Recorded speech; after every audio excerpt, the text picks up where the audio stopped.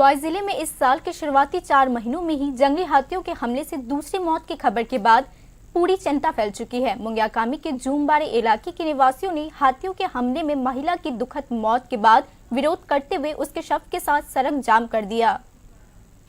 शनिवार सुबह से ही ख्वाई जिले के पूरे जूमबाड़ी इलाके में भारी तनाव फैल गया, जब पिछले रात जंगली हाथी के हमले में एक महिला की दुखद मौत हो गई।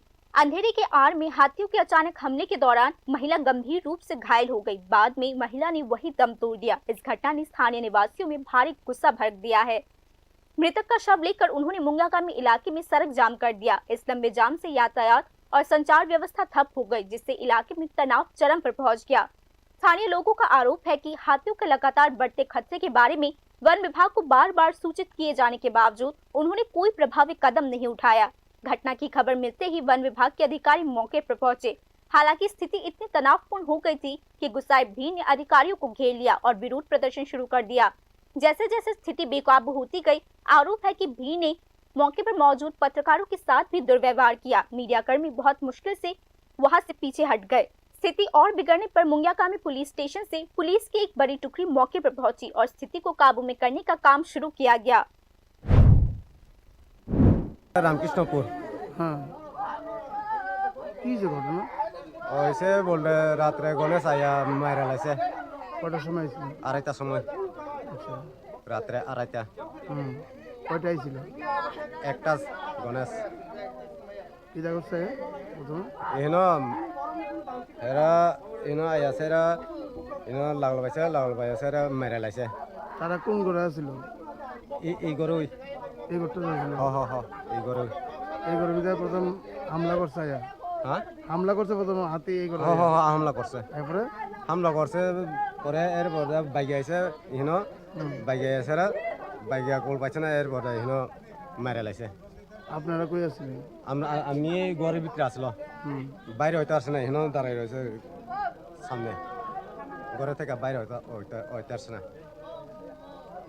বন দপ্তরে কোনো কর্মী আইসেনি এখন পর্যন্ত?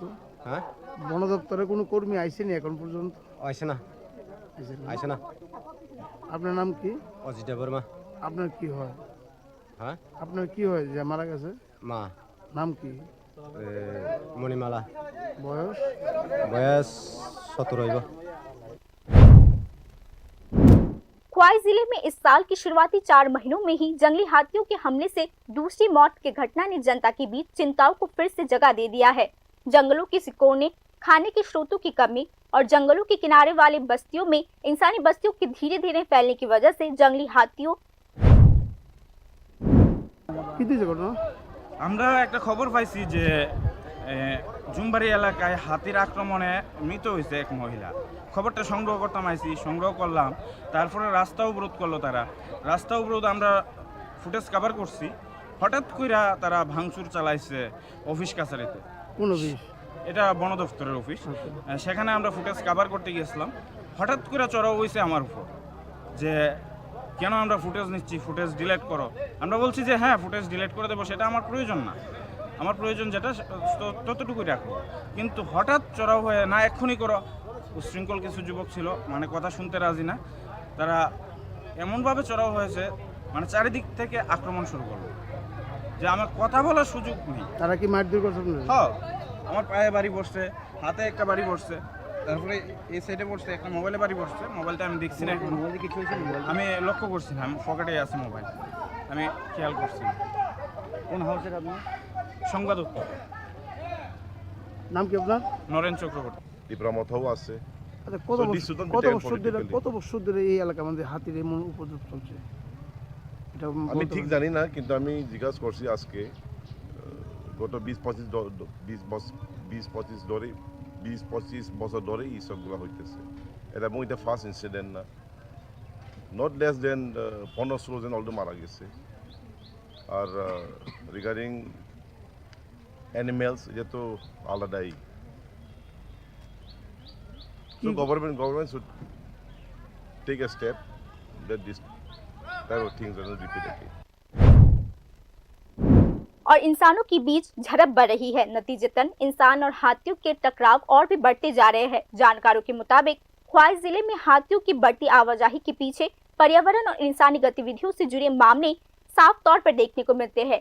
जंगलों की कटाई, गैर कानूनी कब्जे और खाने की कुदरती चेन की रुकावट की वजह से हाथी खाने के दूसरे स्रोतों की तलाश में गांव में घुसकर वहां पर खाना ढूंढने के लिए मजबूर हो जाते हैं। नतीजतन टकराव होना तय हो गया है। स्थानीय लोगों का कहना है कि प्राथमिकता सिर्फ मौके पर पहुंचकर इमीडिएट सिचुएशन को संभालने की नहीं होनी चाहिए, बल्कि लंबे समय तक चलने वाली रणनीतियां लागू करना जरूरी हो जाता है, जिसमें हाथियों के कॉरिडोर की मैपिंग करना, बिजली की तार लगाना, पहले से चेतावनी देने वाले सिस्टम बनाकर और नुकसान होने पर तुरंत मुआवजा देना शामिल होना चाहिए। सिर्फ 4 महीने के अंदर दूसरे मौत का होना साफ तौर पर दिखाती है कि ये अब एक अलग थलग घटना नहीं रही, बल्कि यह एक लगातार बनी रहने वाली मुसीबत बन चुकी है। इसे देखते हुए जागरूक नागरिकों का कहना है कि प्रशासन की तरफ से पहले से की गई और मिलकर उठाई गई पहल ही इसका एकमात्र समाधान हो सकता है। Bureau report, news now.